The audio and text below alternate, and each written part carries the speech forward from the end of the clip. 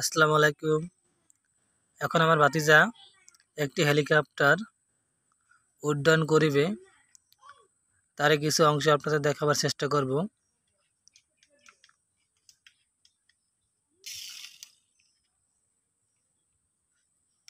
দেখতে পাচ্ছেন তিনি রিমোটের মাধ্যমে হেলিকপ্টার পরিচালনা করতেছে।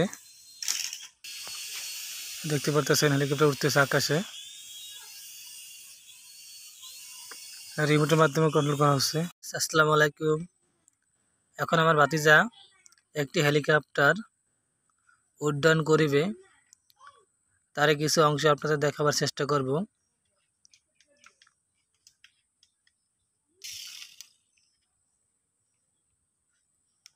দেখতে পাচ্ছেন তিনি রিমোটের মাধ্যমে হেলিকপ্টার পরিচালনা করতেছে।